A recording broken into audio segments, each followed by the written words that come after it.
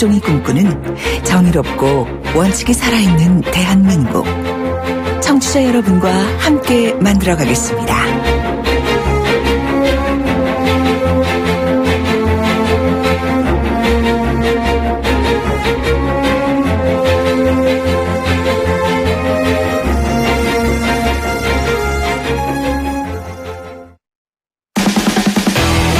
돌려보고 비틀어보는 오늘의 이슈. 이종훈의 뉴스 측면 승부. 네, 시사계의 진돗개 이종훈 박사 오셨습니다. 안녕하십니까? 네, 옆구리 담당 이종훈입니다. 네, 옆구리 당당. 네. 숭구리 당당이 있었죠. 오늘 시간이 짧아서 농담을 못할 것 같아요. 예. 어제 역사는 밤에 이루어진다. 또 오늘도 네. 제목이 뭡니까? 용용이 나르샤. 예전에 그 드라마 제목 기억나시죠? 예, 예. 그 반대입니다. 예. 용이 못 나르샤. 아, 못 나르샤. 가수 중에 나르샤가 있나요? 있죠. 네. 누군데 용은 누굽니까 여기서? 이재용 삼성전자 부회장. 아, 못 날랐다는 것은? 이번에 오늘 이제 삼성전자 쪽에서 지주사 전환을 포기한다. 이렇게 발표를 하지 않았습니까? 예. 저보다 훨씬 이 분야 전문가시죠. 아, 저는 솔직히 말씀드려서 관심이 없어서 예. 별로 주목을 안 하고 있었습니다. 오늘 이제 공시를 했거든요. 네. 그러니까 외부 전문가들하고 다양한 측면에서 검토를 해본 결과 예. 지주회사 전환이 이 사업 경쟁력 강화에 별 도움이 되지 않고 네. 전환 과정에서 여러 이슈들이 존재하는 것으로 분석이 됐다. 네. 그래서 전환하지 않는 것이 타당하다고 판단했다. 예. 이렇게 발표를 했습니다. 그러면 국민연금을 통해서 삼성물산과 제일모직을 왜 합병을 했죠? 그러니까 지금 생각하니 예. 이제 돌이켜 보니 예. 지금 사실은 뭐 조금 이제 그렇게까지 무리수를 더 가면서 할 필요가 없었던. 그러면 정직하게 국민들에게 네. 앞으로 지주사로 전환하려고 하니 더 많은 인수합병이 필요할 것 같아서 무리수를 둘 것 같은데 차기 정권이 허락하지 않을 것 같아서 그래서 좀 어렵겠다라고 포기하고 세금 내고 정정당당히 가겠습니다. 이게 정직한 답 아닌가요? 네. 아니, 그러니까 확실히 저보다 전문가시네요. 예. 여기서 그렇습니까? 확실히 드러나네요. 네. 그래서 자사주도 소각한다고요? 예, 그렇습니다. 그 자사주가 보통 이게 이제 지주회사로 전환할 때 예. 지주회사나 대주주가 사업회사의 그 지분율을 높이는데 주로 이게 활용을 많이 해온 거 그렇죠. 아닙니까? 그렇죠. 그래서 이제 자사주 소각이 갖는 의미가 있는 건데요. 예. 예, 한 그 거의 시가 40조 상당을 지금 와우. 소각을 딱 한다는 겁니다. 와우. 그러니까 우리 이제 불사르고 예. 그러니까 건너온 다리 불사르겠다 이겁니다. 그러니까 앞으로 지주회사로는 다시 되돌아 안 간다. 예. 그 얘기를 지금 이제 상징적으로 좀 하고 있는 건데 예. 이게 굉장히 좀 호재가 돼가지고 주가는 오늘 뭐 엄청나게 또. 아, 이게 이 주식 시장이 2200까지 간다는 게 저는 솔직히 말이 안 된다고 보는데. 네. 그러면 이재용 부회장의 경영권 강화 전략은 일단은 숨을 돌리겠다는 겁니까? 접겠다는 겁니까? 일단 뭐 접겠다는 그런 그 시그널을 주려고 하는데 네. 방점이 찍혀 있는 건 확실한 것 같아요. 그러니까 이게 원래는 굉장히 오래전부터 2016년 11월부터 이 지주사 전환 여부에 대해서 굉장히 예. 적극적으로 사실은 추진을 해왔던 거 아닙니까? 예. 그런데 이제 특검이 이제 이번 그 수사하는 과정에서 네. 예. 이 이재용 부회장하고 박근혜 전 대통령 독대 과정에서 이 지주사 전환에 대한 얘기가 오갔을 것으로 지금 의심을 하고 있다 그래요. 네. 그러니까 이게 잘못하면 이제 의혹이 한 가지 더 그러니까 그 좀 피의 사실이 하나 더 추가될 수도 있는 그런 그 상황인 거죠. 예. 그래서 이것도 좀 상관이 있는 것 같아요. 예. 사실은 오늘. 예. 그래서 어찌됐건 일단은 뭐 이번 결정으로 이제 접은 이제 그런 상황이긴 한데. 예. 앞으로 재판 과정에서 형량 조절을 하기 위한 그런 포석도 깔려 있는 게 아닐까. 아, 그거는 좀 아닌 이런 것 생각을 같아요. 그건 아닌가요? 예. 제가 볼 땐 그거는 좀 왜냐하면 지주사를 포기하는 게 40조가 들잖아요. 네. 세금을 내면은 얼마를 낼까요? 하면 삼성전자가 그걸 생각해 보면 거의 더 많거나 조금 더 뭐 비슷비슷할 겁니다. 아마 네. 상속세를 받으면. 네. 근데 그런 것을 포기한다고 하는 것은 재판의 관계돼서 된다는 것은 조금 무리한 억측이 아닐까 싶은 생각이 예. 듭니다. 뭐 저는 이제 아무래도 정치 아니요. 평론가다 제가 보니까 이 박사님이 그런 쪽으로만 우선 이제 눈길이 자꾸 가는 거죠. 예. 아니, 충분히 뭐, 예. 네. 이해할 수 있습니다. 예. 그, 박근혜 최순실 게이트에 영향을 받은 그 내용이겠죠. 그런. 그렇죠. 그러니까 조금 전에 말씀하셨듯이 이번 그 게이트도 결국 이재용 부회장의 경영권 강화 차원에서 그렇죠. 이게 예. 이루어진 일 아닙니까? 예. 그러니까 지주회사 전환도 결국은 예. 뭐 이재용 부회장의 이제 삼성에 대한 지배 구조를 예. 좀 간단하게 만들면서 실제로 영향력을 또 강화시키기 위한 그런 쪽으로 사실은 추진됐던 거 아니겠어요? 예, 예. 그런데 이제 조금 전에 말씀드렸듯이 이게 이제 특검에 딱 그 레이더에 딱 포착이 이제 그렇죠. 돼버렸다는 거죠. 예. 그래서 저는 이제 아무래도 정치적인 해석을 내리자면 예. 그렇기 때문에 예. 삼성전자 측이 지주사 전환을 포기한 데는 그런 좀 배경도 깔려 있지 않을까 이런 추정을 좀 해보는 겁니다. 오히려 이게 나중에 장기적으로 놓고 보면 또 덕이 될 수도 있는 문제고요. SK가 사실은 지주홀딩사로 변화시켰지 않습니까? 네, 그렇죠. 그래서 이제 뭐 이게 누가 오를지는 모르겠습니다. 코카콜라가 140년 만에 지금 위기를 맞고 있다고 하지 않습니까? 네, 그렇죠. 그러니까 영원한 회사가 없기 때문에. 사실은 이번에 이걸 이제 포기를 함으로 해가지고 예. 좀 플러스된 요인도 꽤 있을 것 같아요. 예. 벌써 나오는 얘기가 삼성이 소그룹 전문 경영인 체제로 갈 거다. 그렇죠. 그런 얘기가 벌써 나오거든요. 예. 어쨌든 뭐 주가가 올랐다고 말씀하셨으니까 네. 219만 2천 원으로 장을 마감했다고요? 네, 그렇습니다. 그래서 벌써 조만간 300만 원 가는 거 아니냐. 뭐 이런 얘기까지 이제 지금 나오고 있는 그런 상황이고요. 시가총액이 드디어 300조 시대를 열었습니다. 네. 오늘로 해서 이제 306조 1,333억 원. 예. 단군 일에 지금 이렇게 10년 만에 돌아온 슈퍼사이클을 반도체가 맡고 있고 만약에 그렇습니다. 삼성이 반도체가 없었다면 우리나라 경제가 어땠을까 이걸 생각하면 또 아찔하거든요. 예, 맞습니다. 기업인들에게는 힘을 줘야 되고 용기를 줘야 되는 건 맞습니다. 대신에 그 힘과 용기를 받아서 투명하고 공정하게 대한민국 경제를 이끌어갔으면 하는 생각이거든요. 그렇죠. 제가 보기에는 이번 일이 굉장히 전화위복이 될 가능성이 그렇죠. 높지 않나 이렇게 생각합니다. 예, 오늘 말씀 잘 들었습니다. 고맙습니다. 네. 시사평론가 이종훈 박사였습니다. 청취자가 묻고 박 박사가 전한다. 방송을 들으시면서 궁금하신 사항은 문자 메시지로 보내주세요. 샵 0945번, 우물정 0945번으로 짧은 문자 50원, 긴 문자 100원의 정보 이용료가 있는 문자 메시지로 보내주시면 박 박사가 꼼꼼하게 읽고 인터뷰에서 대신 질문해드립니다. 오늘 들으신 인터뷰 방송은 YTN 라디오 곽수중의 뉴스 정면 승부 홈페이지나 팟캐스트 팟빵을 통해 다시 확인하실 수도 있습니다.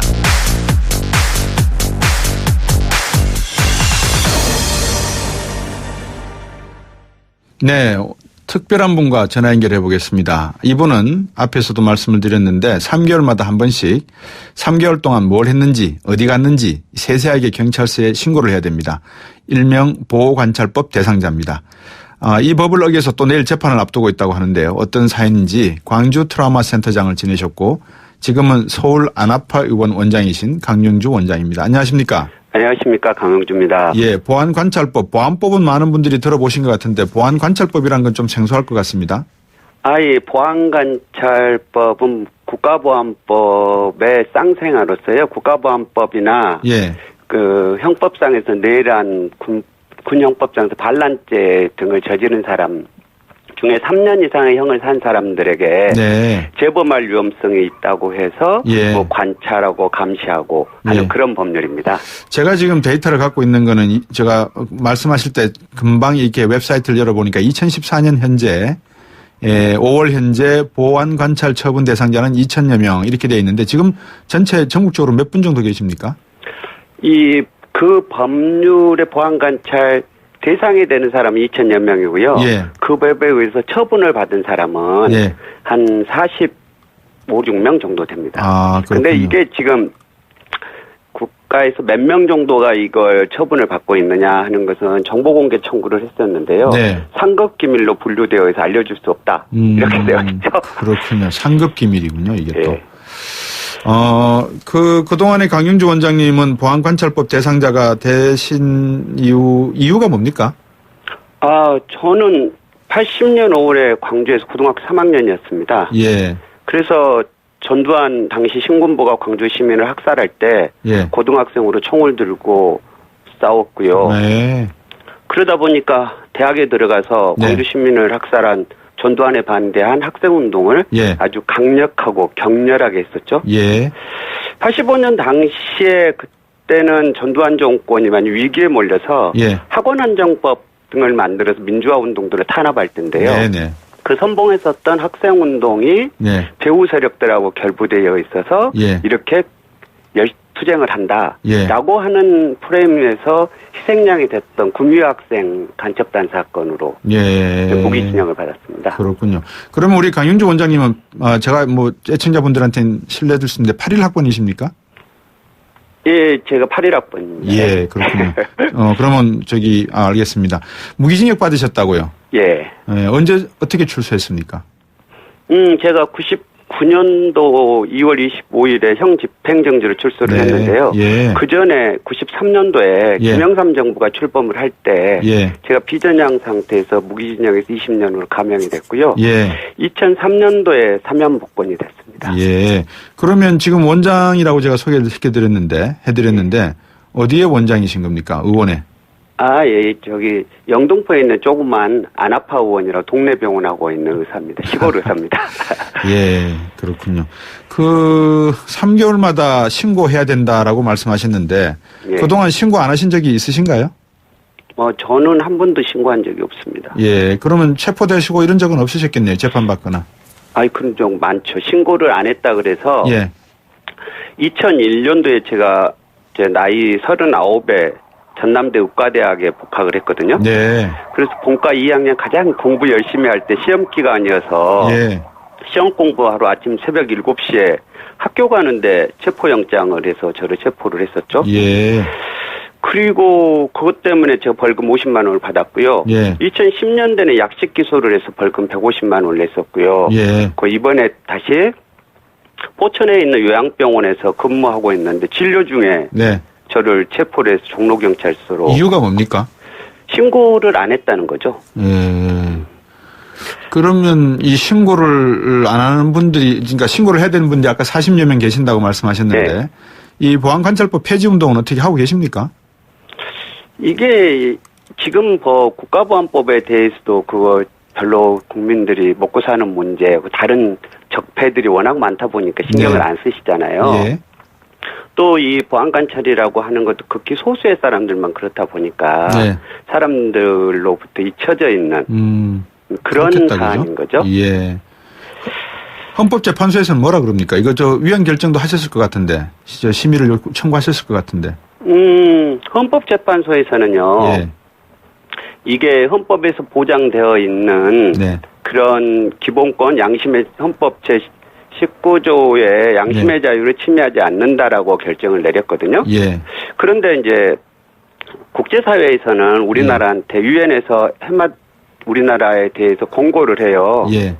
보안관찰법은 국제인권 규정에 어긋나는 양심의 자유를 침해하는 거니까 폐지를 해라. 네. 라고 공고를 하고 있고요. 예. 그리고 국가인권위원회에서도 이 4년마다 국가 장기적인 인권계획을 세우는데 예. 거기서도 이 보안관찰법은 예. 그 규정 자체가 불명료해서 남용의 우려가 크니까 폐지해야 된다라고 얘기를 하고 있거든요. 네. 그리고 지금 이제 이 보안관찰 행정소송을 하게 되면 예. 법원에서는 대법원에서도 계속 그런 판결이 나오는데요. 네. 보안관찰의 재범의 위험성이라고 하는 건 막연하다. 네. 구체적이질 않다. 예. 그래서 그걸로 인해서 보안관찰 처분을 하는 건 잘못됐다라고 예. 하고 결정을 내리고 있는데 네. 헌법재판소만 완고하게 그런 결정을 하고 있는데 아마 우리 사회가 지금 적폐가 청산되고 네. 이게 나라냐 그러잖아요. 제대로 선 나라가 되면 예. 헌법재판소도 바뀌지 않을까 그렇게 생각을 합니다. 예. 최근 전두환 전 대통령 회고록도 내고 5.18에서 자기는 아무 죄 없다. 자기가 희생양이다. 이런 이야기도 하고 있는데 이분들은 보호관찰법 대상자가 아니죠? 원래 대상자죠. 원래 대상자죠. 왜냐하면 보안관찰법에 따르면은 예. 내란죄나 반란죄도 되거든요. 예. 이분들은 94년도에 무기징역을 받았잖아요. 예. 대상자인데 전두환, 노태우, 황영시, 정호영 이 반란 내란죄 관계자들한테는 네. 한 명도 보안관찰 신고 의무라든가 보안관찰 처분을 내리지 않았던 거죠. 예. 그런데 법이라고 하는 게 예. 누구나에 상관없이 공평하게 적용돼야지 법인 거잖아요. 예. 그렇지 않으면 우리나라에서는 반란이나 내란을 해서 국민을 죽이고 하는 것은 괜찮고 예. 민주화를 위해서 투쟁하는 사람들만 했던 사람들만 네. 보안관찰 처분을 내린다고 하는 건 잘못된 거죠. 네. 더더군다나 지금 전두환은 네. 그 5.18은 이북의 특수부대가 와서 그랬다. 나는 5.18 위한 희생양이다. 이렇게 얘기하잖아요. 네. 재범의 우려성이 훨씬 큰 사람은 전두환 대통령이죠. 나같이 병원에 앉아서 환자를 보는 예. 이런 사람이 아니고. 재범 우려는 없을 것 같습니다. 연세가 워낙 많이 들고 공권이 다 없어가지고. 예. 무슨 말씀인지는 제가 이해를 했습니다. 예. 뭐 간단하게 하나 여쭙겠습니다. 예. 5.18이 되면 이제 좀 있으면 또 5.18이지 않습니까? 예. 어떤 생각이 드십니까? 저는 5.18에 되면 우선 가슴 아프고 슬픈 거죠. 네. 그 슬픔과 아픈 일들을 서로 공감하고 위로해야지 치유가 될 건데, 네. 그건 뭐 일베에서 뭐 홍어 택배 왔어, 이물리한 행주 부르네 못 부르네, 예. 그리고 이번처럼 전두환 해고록과처럼 하는 네, 예. 그렇게 다시 상처를 입혀주는 일, 알겠습니다. 그건 정말 안타까운 일이라고 생각을 합니다. 예, 우리 광영조 원장께서도 스스로 그 상처를 많이 치료하시리라고 또 노력해 오셨을 거라고 생각을 하고요. 많은 주변 분들에게도 그런 치유의 말씀과 또 격려를 주시기 바라겠습니다. 오늘 말씀 잘 들었습니다. 고맙습니다. 예, 감사합니다. 안아파 의원의 강영조 원장이었습니다. 7시 뉴스 듣고 3부로 돌아오겠습니다.